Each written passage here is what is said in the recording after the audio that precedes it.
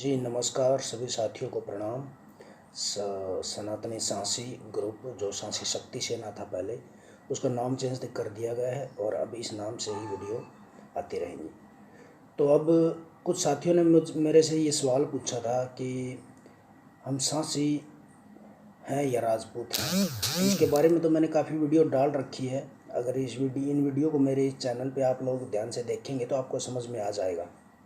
दूसरा, कई साथियों का ये सवाल था कि अगर हम राजपूत थे तो सांसी कैसे बने।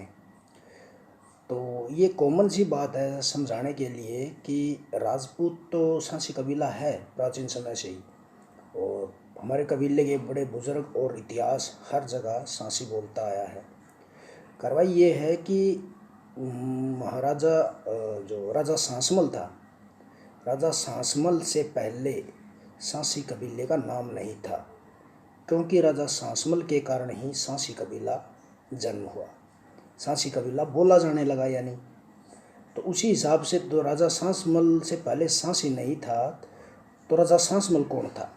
इसकी अगर हम हिस्ट्री की जांच करेंगे तो राजा सांसमल जो था वो भाटी राजपूतों में से एक व्यक्ति था, जो भाटी राजपूतों में जिसका जन्म हुआ था।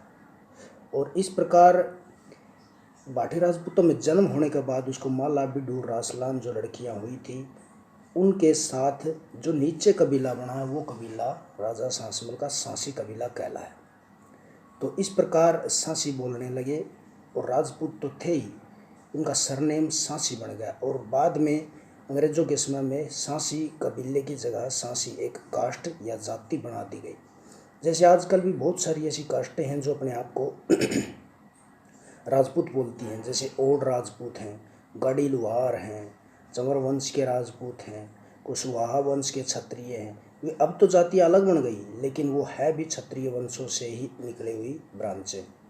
तो इसी प्रकार भाटी राजपूतों में से राजा सांसमल के नाम से जो ब्रांच चली थी उसका नाम सांसी राजपूत है। ठीक है। और इसके अलावा जितने भी इतिहास की किताबों में हमारा जिक्र है, BS भार्गव है, HA रोज एविस्टन है, डॉक्टर GU लेथल जो उनकी बुकें हैं detail analysis of criminal tribe in Punjab, और कन्हैया लाल है, सर लेपल ग्रिफिन की बुक है, MN मेहता की बुक है, सैयद मोहम्मद लतीफ़ की बुक है, शेर सिंह शेर की है सांसी of Punjab, sir Lepel Griffin की है पंजाब चीफ्स। यानी ऐसी बहुत सारी किताबें हैं जहाँ भी सांसी इतिहास का जिक्र आता है तो उनके नाम के पीछे राजपूत ज़रूर पाया जाता है। जैसे अब अगर हम सांसी बन गए हैं तो सांसी में से भी हमारी उपकास्टें बन गई। आपको पता है 33 सब कास्टें हैं सांसियों के भी, बेडकूट, मनेस, कुचाम्बंद, शिकलीगर, कंजर, छारा, बातू। तो इस प्रकार तो हम ये भी बोल सकते हैं कि हम बात सांसी थे तो बातू कैसे बने, या बातू हैं तो सांसी कैसे बने। ये नीचे ब्रांचें चलती रहती हैं।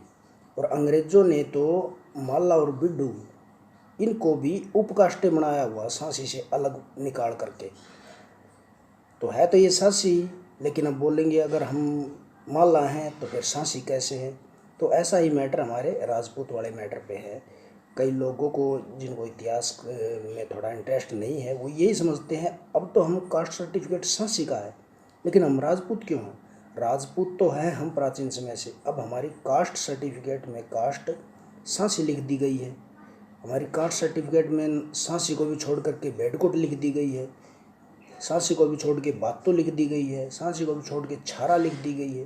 तो इसका मतलब हम ये थोड़ी बोल देंगे कि हम सांसी नहीं हैं, अब तो हम बातू हैं, अब तो हम बेडकुट हैं। सांसी भी रहेंगे हम, और बातू भी रहेंगे, बेडकुट भी रहेंगे, छारा भी रहेंगे, छाडी भी रहेंगे, परंतु हमारा इतिहास सांसमल के कारण सांसी है। और इसी प्रकार राजा सांसमल का इतिहास भाटी राजपूतों में से होने के कारण हम भाटी राजपूत भी हैं। तो ये छोटी सी जानकारी थी जो कुछ साथियों ने सवाल किए थे उसके ऊपर।